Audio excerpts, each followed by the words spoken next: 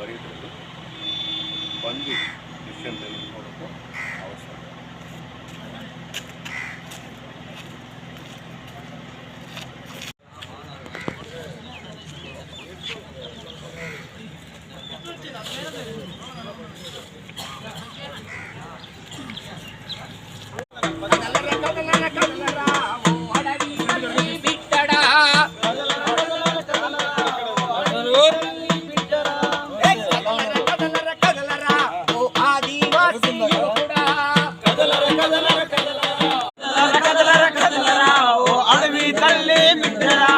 అడవి తల్లి రక్షణ కోసం ఆదివాసి హక్కుల కోసం కదలర కదలర